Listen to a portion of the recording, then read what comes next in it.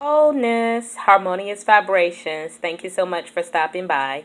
I am Divine Lady Ninhursag, your sister of a distant moon, and I am here to serve you. So today I want to do something a little bit different. I'm going to do a card reading. I utilize the Shamanic Oracle card. Let's see. Shamanic Oracle healing cards. And I use these for myself. I have not done readings for others. I just kind of do them for myself. See, I got my little gypsy look going on right now. So I use these for myself, and I use these as a means of guidance to make contact with the ancestors and the angels so that they can assist me in making decisions that are for my highest and greatest good and for the greatest good of the collective. Angels and our ancestors are here to assist us. That is what they are assigned to do, to assist us, but they can't assist us if we don't ask. So we want to build a relationship with them so that they will assist us when we have situations in our lives that we just don't understand, or we don't know how to move forward in a certain situations. Angels are always joyful with helping us. They angels don't have human emotions like we have, like, oh dang, here they go again asking for another favor. No, angels don't do that. That is why they are divine beings. And we're working our process. We're also divine beings. We just came through the sea of forgetfulness, and that's why we forgot that we were divine. So that's why we fall victim to those emotions, like, oh, somebody getting on my nerves, or anger or guilt or shame or unworthiness. So that's why we fall in victim to those kind of emotions and things, because we forgot. We came through the sea of forgetfulness and we forgot how divine we were. But many of us are waking up now, so we're remembering that we have help. We have help on the other side. We just have to ask for that help, right? Right. Okay, so what I'm going to do is, this is my first time actually doing this on camera. I usually do this in the meditation room.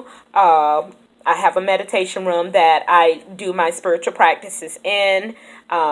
Sometimes I may venture out of the meditation room, depending, because spirit is all around us at all times. So there's no specific place that we have to be to get in touch with spirit. So I'm just going to go ahead and we're going to say a prayer, but we're going to breathe first so that we can let our body know that it's time to relax and it's time to go into the mode to converse with the divine, the spirit world. Okay? All right. So you're going to take 3 deep breaths, and I want to instruct you as we go. All right. Inhale deep.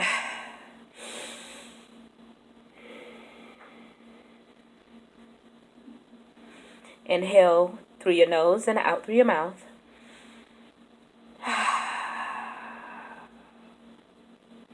You want to center in the now, the present. There is no future. There is no past. The only thing that matters is right now. Inhale.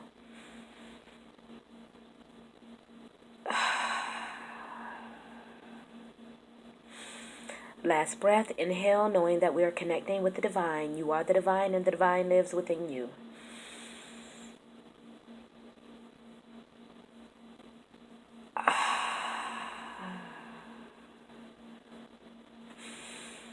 Most High, Father, Mother, God, Goddess, Prime Source, Creator, Creatrix, Creator of all things in this realm and beyond, we thank you. Heavenly Host, Archangels, Benevolent Angels, Holy Guardian Angels, we thank you. Ascended Masters and Masters, we thank you. Enlightened Ancestors, We thank you. We thank you for divine unconditional love. We thank you. We thank you for understanding and overstanding.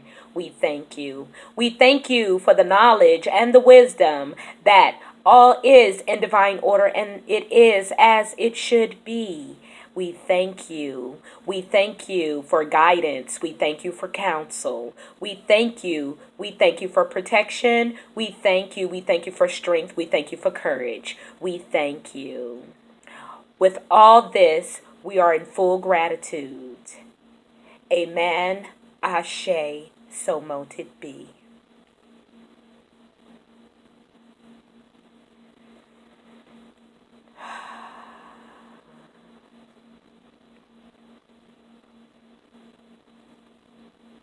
Open your eyes slowly with your gaze down. And then come up and realize that we're back in our space. Doesn't that feel absolutely wonderful? I love that. Okay, so let's get our shuffle on. Let's see what the divine has for me, because this is my reading. Well, let's just say it's for our reading, because this might be a message for other people as well. So, like, I'm gonna do a small reading, not a large reading. So it's actually going to be 3 cards and then a foundation card. Okay.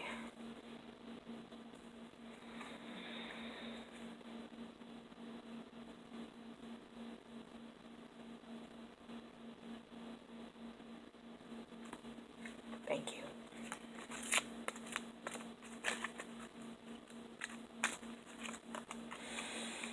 Okay. Truth. Masculine energy. Ooh. Divine timing. And we'll pull our foundation card from the bottom. And the foundation card is anger. Okay, so if we look at our truth card is the eagle. And as I look at the card and observe the card, the truth is, wow, okay, he's definitely staring off into the distance. And this is now the time of truth. This is the time to deal in truth and understand that everything that is in front of you is for you. And it is the truth. This is a time to be proud and survey the domain. I'll just give a quick reading of what it says in the little book here. The eagle proudly surveys its domain from such a high perch that all pertaining to this situation is revealed. The shadows hide nothing from his keen vision. Once you can remove yourself from the muck the lower vibration keep you in, you can attain a viewpoint that enables you to see the truth of the matter. This card advises you to search for truth of the situation, regardless of the emotions it brings up. Are you or someone connected to you unconsciously suppressing the truth? Hiding from the truth can only intensify the lesson later on. Wow. Okay, so basically, this eagle represents, like, a strong bird, a person that is strong, that is sitting on a high perch, and they're observing everything, and they can see the truth. And as long as you pull yourself up from those lower vibrations, from those lower feelings of self-pity and shame and guilt and unworthiness, you can look and you can see situations much better than you would if you're kind of wallowing in self-pity and, not wanting to move forward. You won't be able to make an educated decision on how to move forward. You won't be able to make the best decision for your highest and greatest good.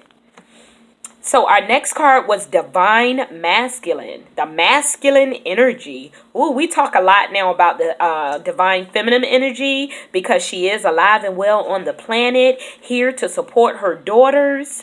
And we can't leave out the Divine Masculine because the Divine Masculine is also necessary. We want to be harmonious.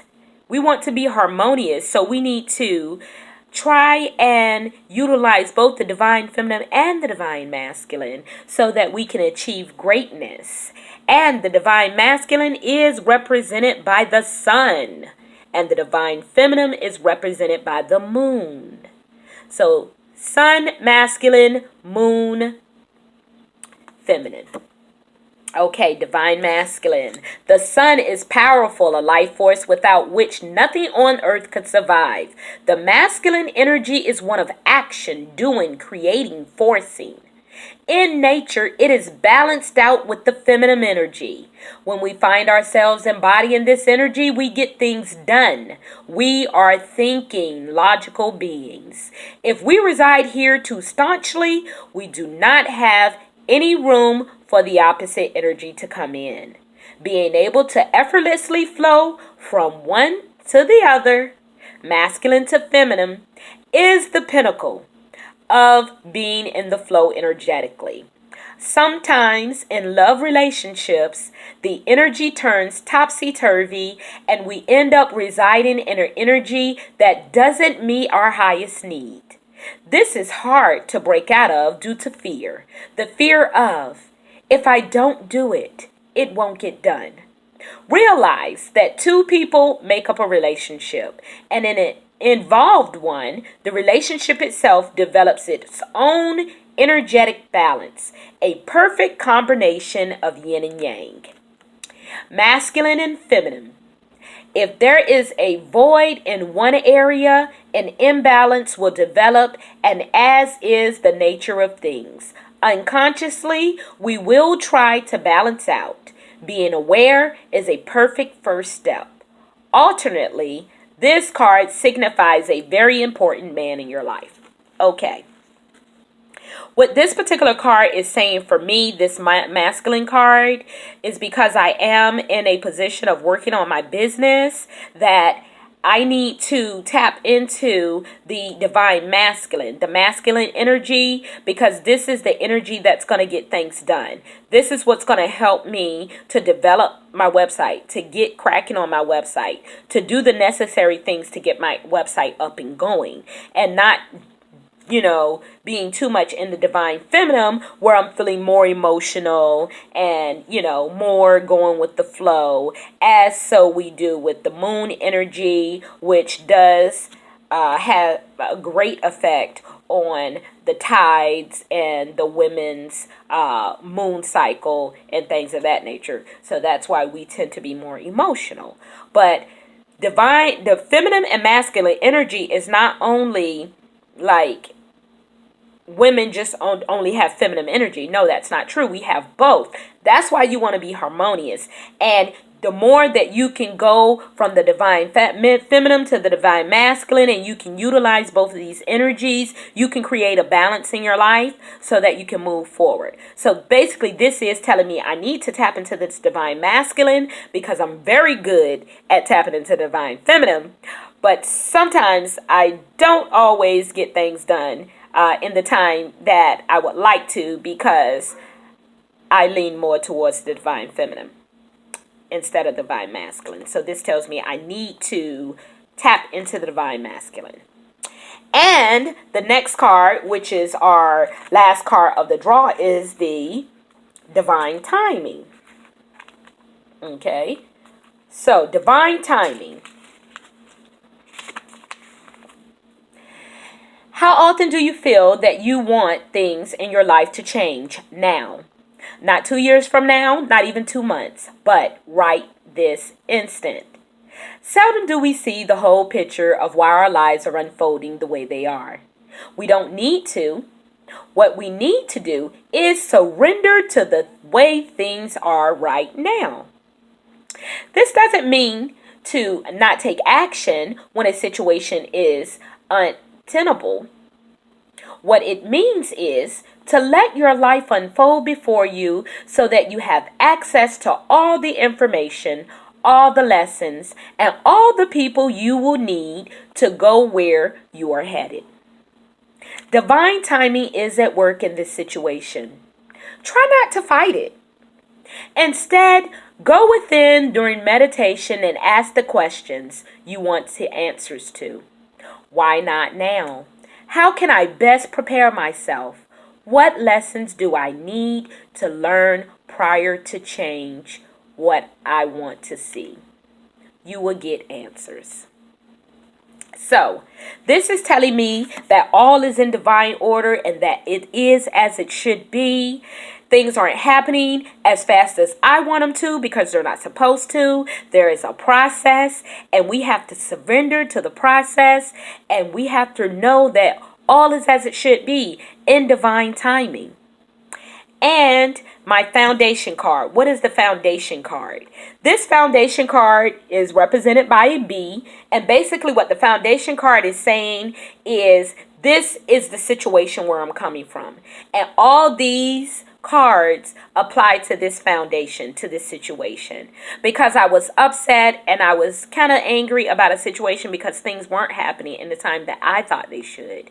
And I was getting a little upset about it.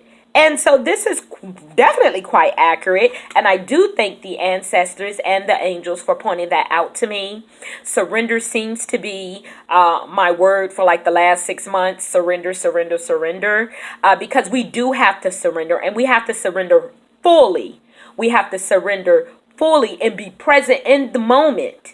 It doesn't matter what's going to happen in the future. It doesn't matter what has already happened. The only thing that matters is what's happening right now, in this very moment in time, as we are present.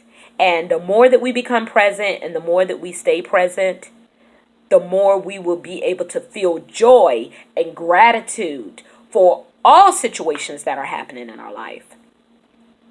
All situations in our life are experiences that we can learn from. So we need to be grateful for that. We need to be grateful for those learning experiences, being able to acknowledge and recognize those experiences and move forward. We all need to be grateful just for the simple awareness, and that growth opportunity, and be thankful for the process. That's what I was reaching for. The process. Be thankful for this process, because what we resist will persist. So that's my reading for this evening, and I thank you so much. I think it went well. I am still learning this deck, so excuse me, my eye is itching there. I'm still learning this deck, so I do sometimes have to refer to the book, and I like to refer to the book so that I can get a full understanding. And if you have ever thought about getting some type of tarot card, oracle card, ascension card, do so. People do use these as a opportunity to have fun. It can be a game, but it can also be a useful tool to help you realize what's appearing in your life. It may jog some things that you may not have been aware of, and it could possibly help you make better decisions if you're tapped into the divine. I do use these. I do take these very seriously because I do take my connection with the divine very seriously, and I respect and honor my ancestors. I have gratitude and appreciation for the angels and the ascended masters that assist us daily on our divine paths. They are our guides. They are our big brothers and sisters, and they are here to assist and guide us and keep us going in the proper direction. Sometimes we stray and they just kind of be like, come on, get back on the path. So I am Divine Lady Ninhursag, your sister of a distant moon, and I thank you for joining me in my very first oracle card reading on my YouTube channel. Thank you so much. I love you with my whole soul. See you next time. See you on the flip side.